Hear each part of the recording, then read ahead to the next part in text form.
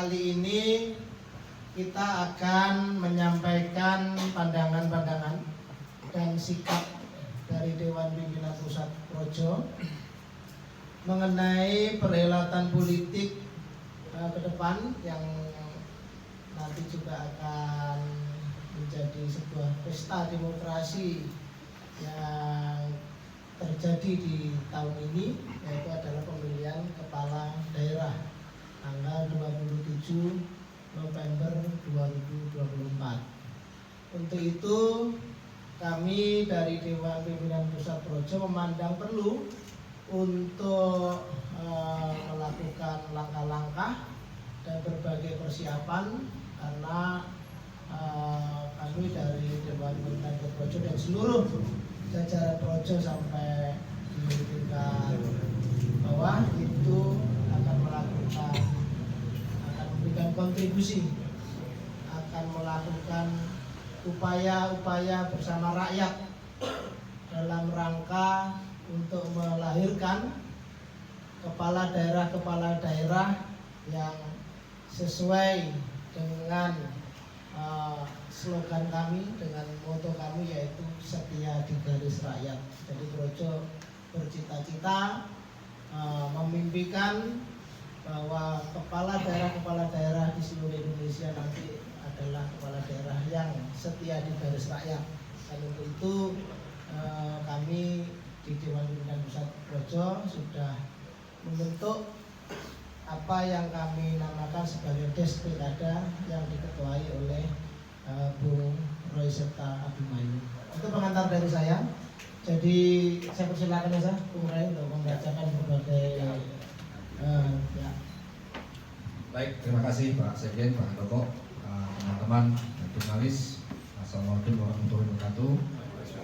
Di siang yang berbahagia ini kami mengumumkan bahwa sudah dibentuk Des Pilkada yang tugasnya itu memfasilitasi, merencanakan, dan kemudian memenangkan dari kepala daerah yang kami dukung nantinya. Jadi saya bacakan saja, saya akan bergantian. Ya. Dan Des Pilkada ini juga akan membentuk atau akan dilaksanakan melalui koordinator regional, supaya DPP dapat berkoordinasi dengan DPD dengan lebih baik. Di supervisi ada 8 region, ya. Di Sumatera ada 2, Sumatera bagian utara, Sumatera bagian selatan.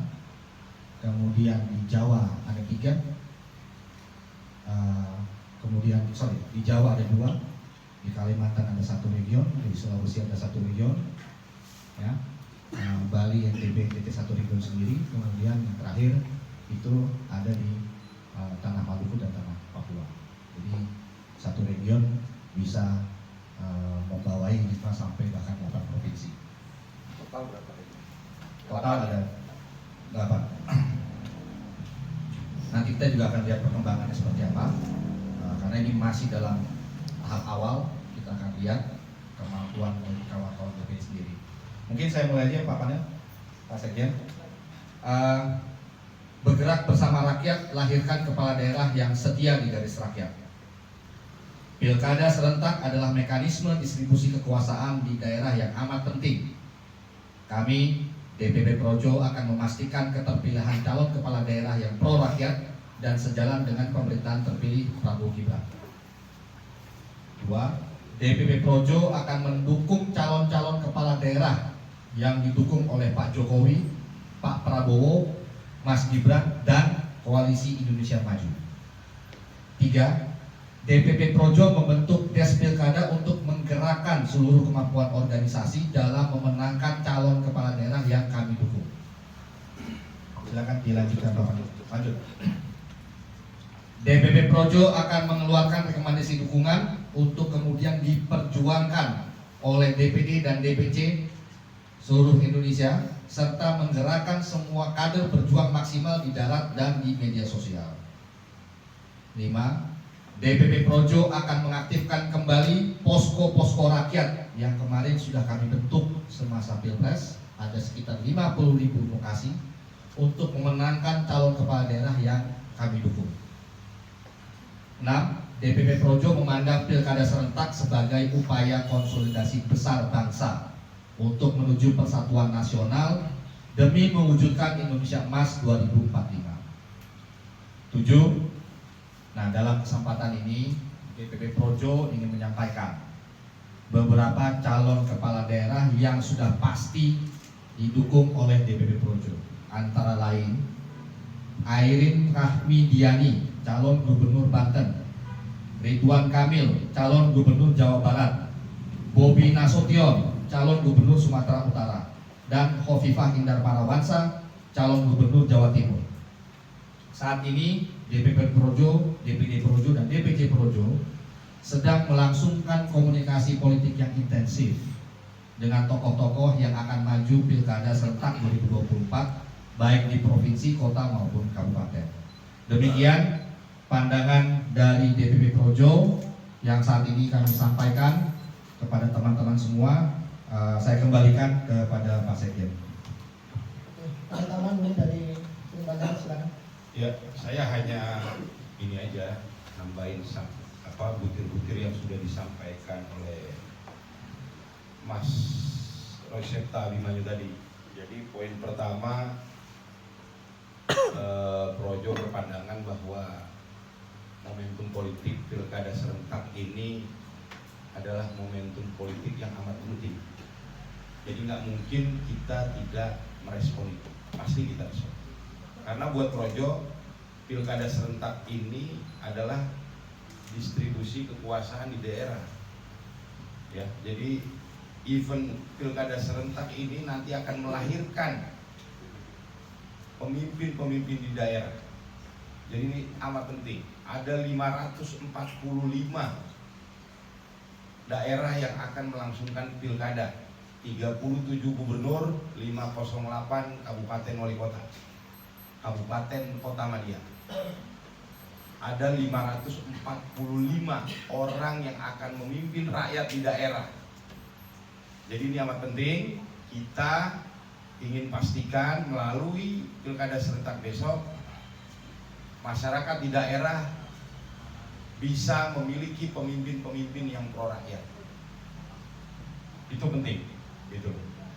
Dan juga yang penting buat kami, pemerintah-pemerintah di daerah, kepala-kepala daerah di daerah nanti, itu harapan kami bisa sejalan dengan pemerintahan Pak Prabowo dan Mas Gibran yang terpilih melalui Pilpres 2024 kemarin.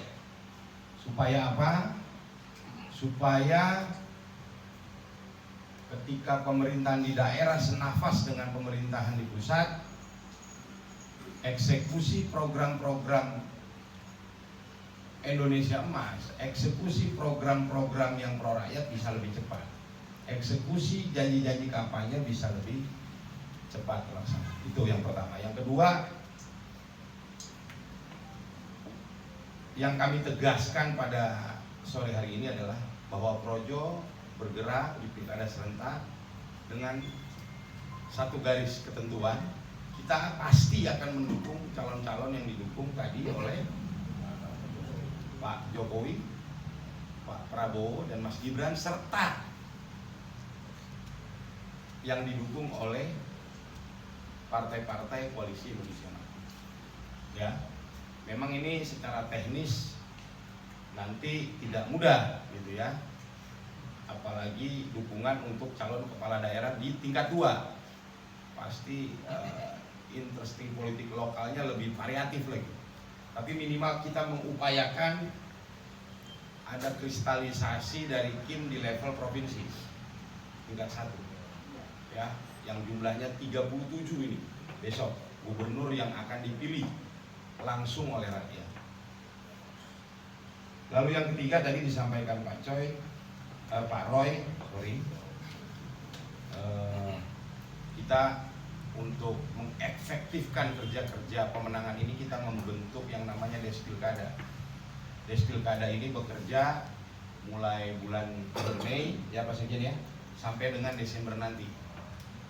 Ya, sampai dengan Desember karena pilkadanya 27 November. Jadi ini agenda yang cukup panjang sebenarnya.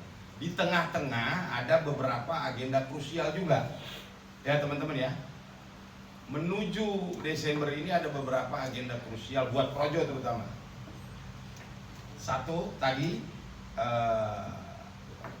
kita akan respon pilkada serentak yang bukan kerja pendek itu, bukan kerja sekali kerjakan lalu selesai karena cukup panjang. Lalu yang kedua, insya Allah Projo juga akan dalam 5 bulan ke depan akan melaksanakan yang namanya kongres, ya, kongres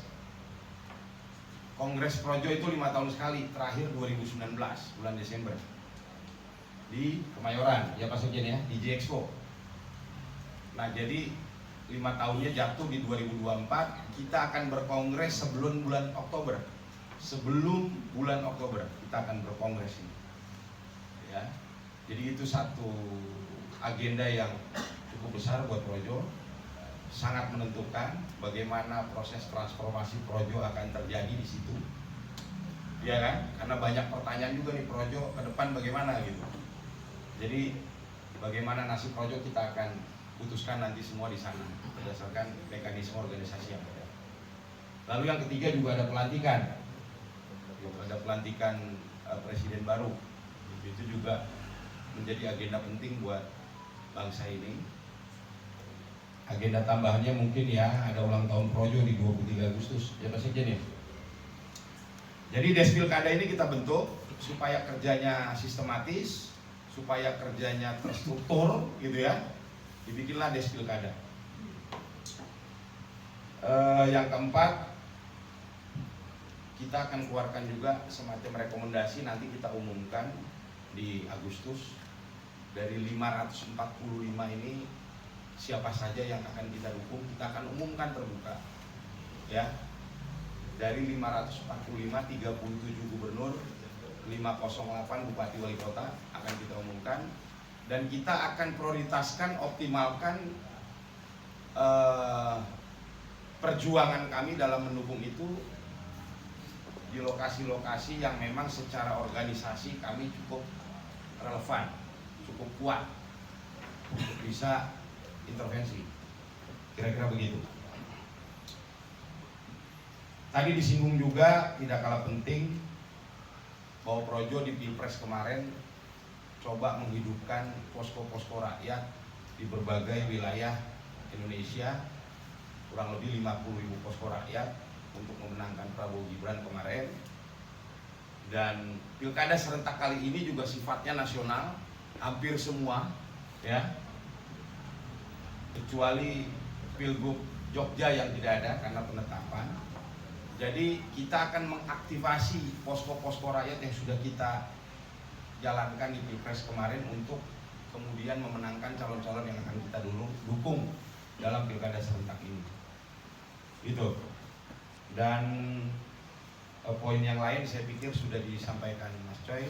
Buat kami pilkada serentak ini adalah sebagai upaya dari kita bangsa Indonesia untuk terus tidak pernah putus melakukan sebuah konsolidasi besar, karena konsolidasi besar bangsa ini penting untuk mewujudkan persatuan nasional, karena persatuan nasional juga menurut kita adalah syarat bagaimana Indonesia bisa lompat jadi bangsa yang maju.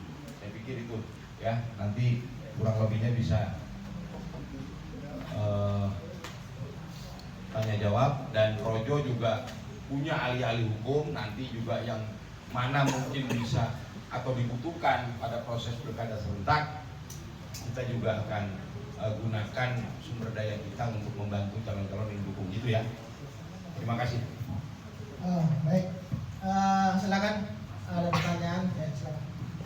Mengenai nama-nama yang sudah disebutkan tadi, itu ada 4 nama yang sudah disebutkan tadi, yaitu pertama untuk Banten, Gubernur Banten, calon Gubernur Banten itu Airin Rahmidiani, kemudian Ridwan Kamil di Jawa Barat, kemudian Bobi Nasution di Sumatera Utara, dan Bu Khofifah Indar Parawansa di Jawa Timur. Nama-nama ini sudah clear, kita sudah berkomunikasi dengan baik. Nah, untuk yang lain-lain, kalau komunikasi seperti yang disampaikan banyak, ya, komunikasi banyak, baik di level kepala daerah, bupati atau wali kota maupun gubernur. Tetapi tentu kita belum bisa sampaikan ya, karena nanti itu tugasnya Desi Pilkada untuk menjalankan semua proses mekanisme, sehingga nanti betul-betul tujuan kita untuk melahirkan kepala daerah dengan kriteria yang setia di garis rakyat dan kemudian senafas dengan pemerintahan Prabowo Gibran ini bisa tercapai. Gitu. Kalau terkait soal Mas Kaisang, ya nanti kita lihat lah ya. Kalau tadi satu lagi soal apa? MA yang masalah batasan umur, ya kita menyambut baik, itu bagus dong ya, karena kita nggak bisa pungkiri makin kesini ini peran anak muda ini makin signifikan ya kan. Kita mungkin sudah nggak bisa lagi mengukur kemampuan, kapabilitas dari anak-anak muda hanya dengan sekedar umur ya. Jadi kami tentu bergembira dengan semakin terbukanya ruang bagi anak-anak muda untuk menunjukkan kemampuan. Kita nggak usah underestimate dengan kemampuan anak-anak muda sekarang.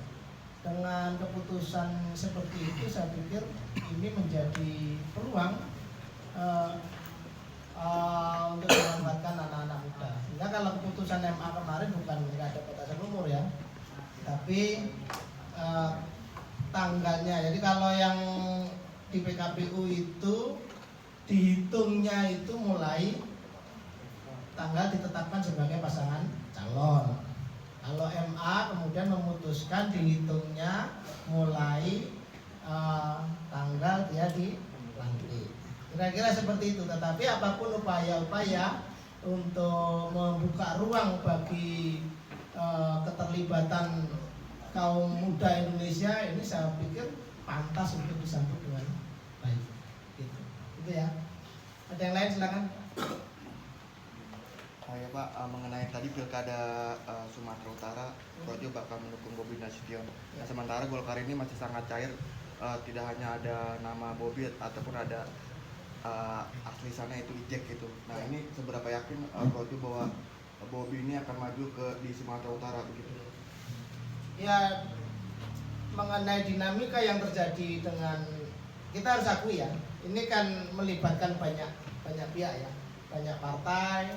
Ya kan, bahkan komposisi partai di daerah kan tidak sama dengan yang ada di pusat ini di parlemen ya. Tapi bisa saja partai-partai yang tidak ada di parlemen pusat tapi di daerah juga cukup signifikan. Ini akan masing-masing itu entah partai Golkar, partai Gerindra dan sebagainya, yang semuanya tentu mempunyai dinamika tersendiri.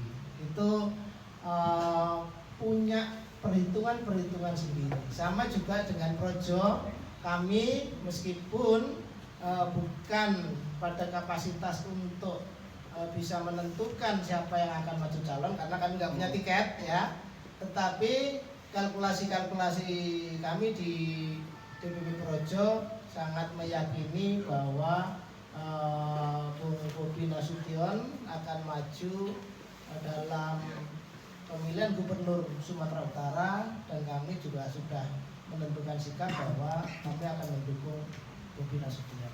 Begitu. Ada yang pertanyaan lain silakan. Ya, jadi nambahin yang dibilang Pak Sekjen terkait seseorang kita dukung ini pasti maju atau tidak, saya pikir itu dialektikanya dari partai politik. Makanya tadi saya sampaikan bahwa Projo akan mengumumkan seluruh dukungannya dalam bentuk rekomendasi yang kemudian harus diperjuangkan oleh pengurus Projo baik di level DPC maupun DPD serta seluruh kader di daerah. Itu kita umumkannya keseluruhan nanti di Agustus. Gitu. Ya, di Agustus. Kan tadi sudah saya bilang juga bahwa kita berharap ada semacam kristalisasi di tingkat 1 ya. Tapi kita tidak pungkiri juga banyak banyak warna di tingkat 2 ini. Ya, kalau kita mau ngotot semua harus tim juga susah juga ya. Gitu. Oke, mungkin silakan. Jadi semua DPD, DPC Projo di bawah supervisi Des Pilkada akan menjalankan komunikasi politik yang intensif seperti saya bilang. Jadi kita berproses juga bahwa pada akhirnya tiket itu datangnya dari partai-partai ataupun koalisi partai, paling tidak Projo sudah bekerja untuk memastikan yang akan kami dukung itu pertama komitmen jelasnya adalah setia di garis rakyat. Yang kedua, semakin dekat dia dengan program-program visi misi pemerintahan pusat yang sekarang terpilih. Jadi nanti DPD dan DPC Projo ini berkomunikasi dengan tokoh-tokoh yang mendekati ataupun yang kami dekati. Bahan pembicaranya ada, visi misi Prabowo Gibran sejauh mana itu akan diadopsi, akan berkontribusi kepada pengembangan Indonesia maju ke depan. Jadi bukan kosongan kita berdialog gitu. Jadi dialog inilah yang akan dilakukan Projo, yang juga akan seperti tadi Pak Panel Barus bilang mengkristalisasi sehingga makin lama makin dekat lah. Jadi mungkin tidak 100% Kim, tapi mendekati lah. Itu yang kita perjuangkan, karena bagaimanapun pilkada ini kalau saya bilang grand restart besar. Setelah pilkada ini tidak ada lagi peristiwa politik elektoral, jadi kita bisa fokus membangun. Akan sangat sayang kalau dalam konteks ini kita tidak mengintervensi sebanyak mungkin program-program dari pemerintah pusat diperjuangkan juga pemerintah daerah. Saya kira begitu. Yang lain Dan Pak Prabowo, ataukah memang sepengetahuan mereka atau gimana?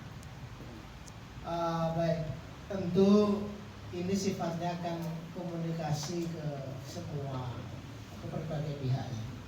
Tentu juga apa yang menjadi keputusan Des Pilkada nanti akan kami sampaikan. Ya, akan kami sampaikan, kami laporkan. Tentu pertama ya kepada pihak-pihak itu.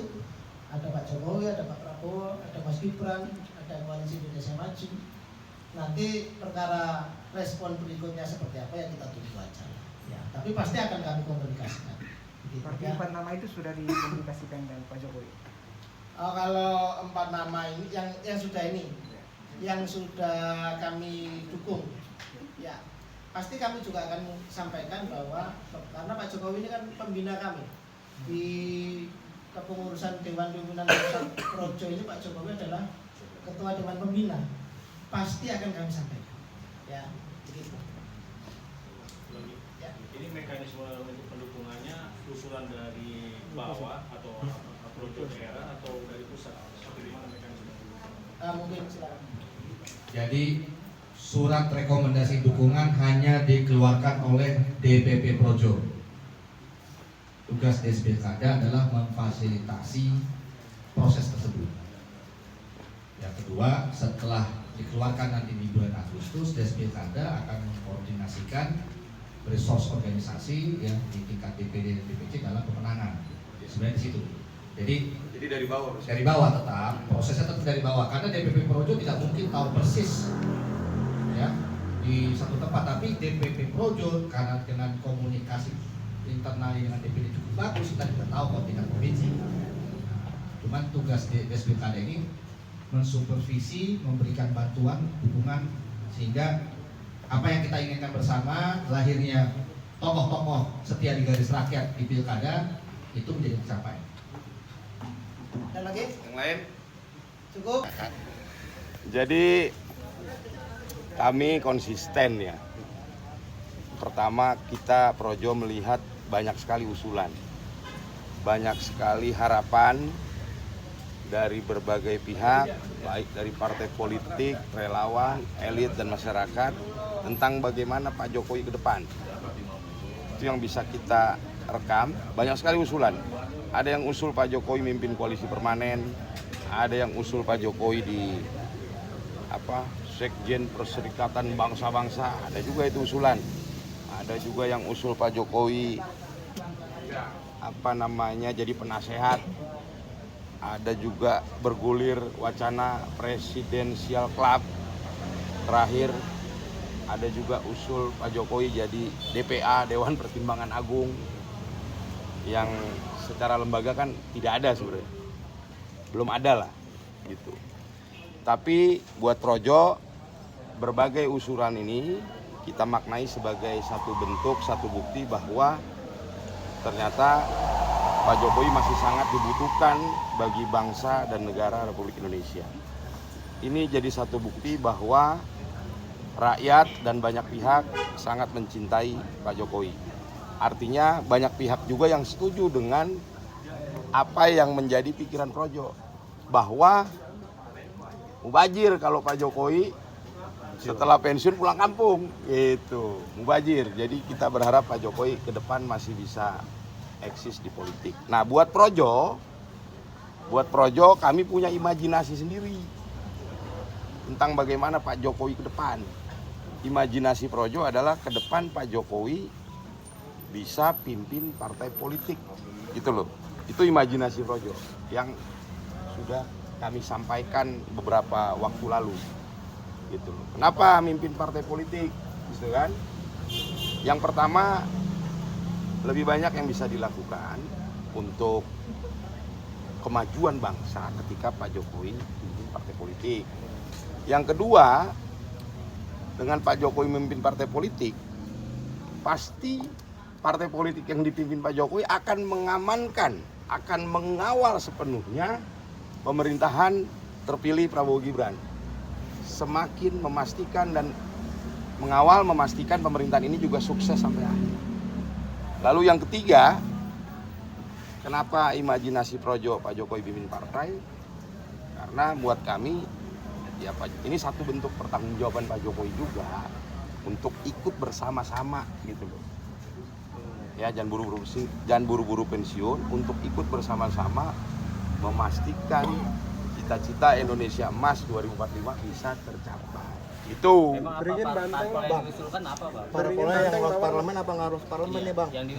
Yang diusulkan Projo lah. Yang pasti imajinasi kita baru sampai di situ. Oh, Pak Jokowi ke depan pimpin partai. Tapi realistisnya nggak mungkin PDI. Iya kan? Partai baru nih. Kuning, biru. Nggak mungkin PDI.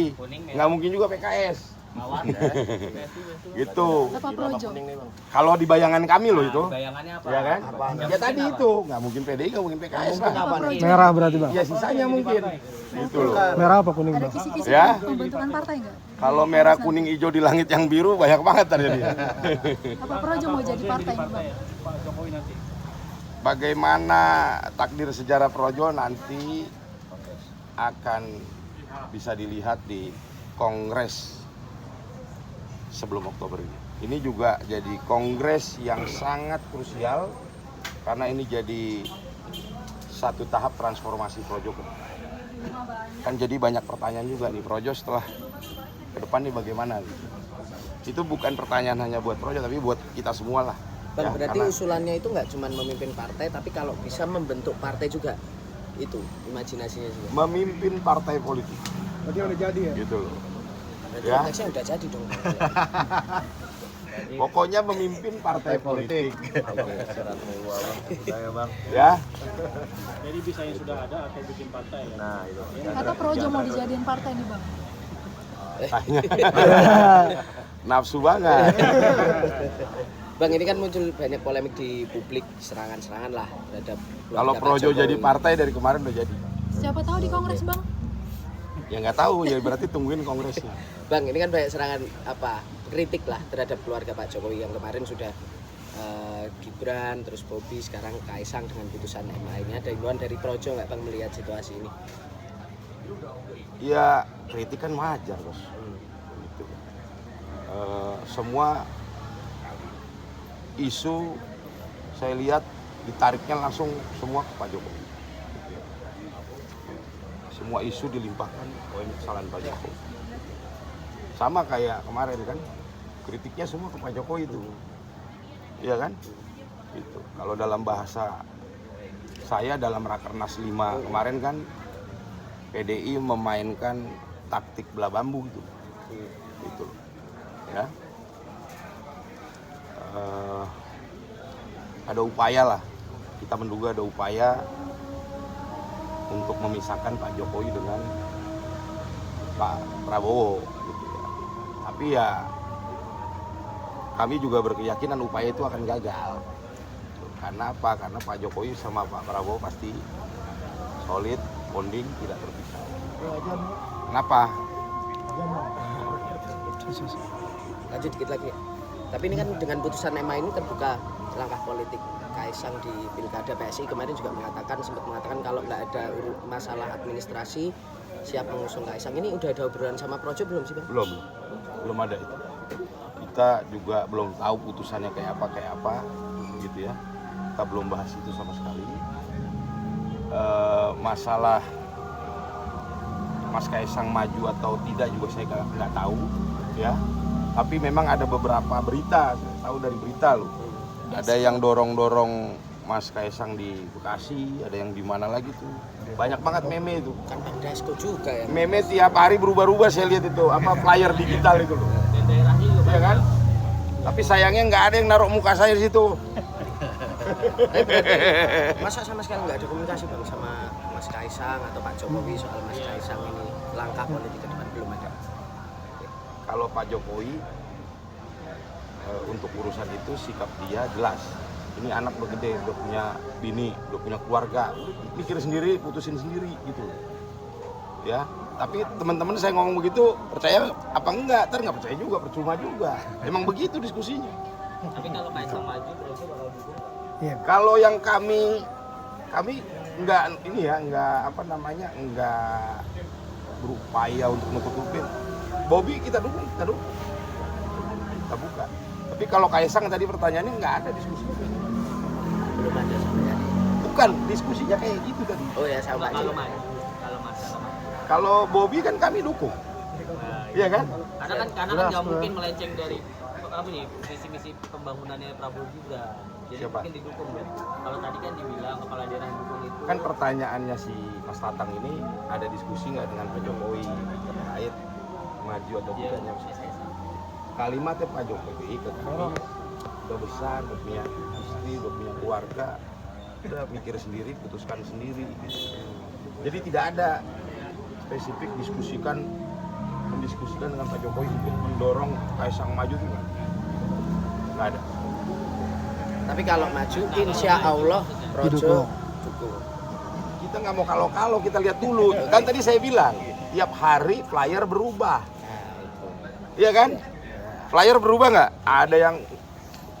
Ada kemarin flyernya Bekasi, Surabaya, DKI. DKI baru bisa karena setelah ada putusan MA. Nah terus kita jadi bingung bos, gitu loh.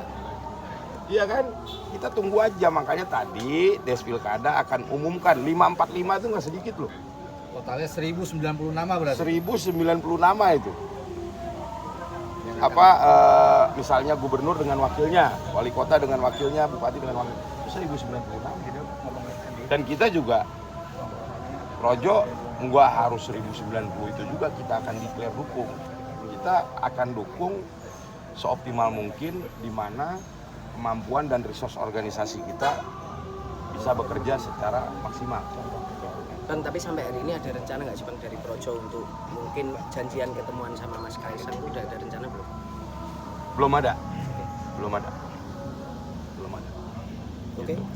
Oke, cukup rekan-rekan media. Oke, cukup. Terima kasih. Gimana? Sip.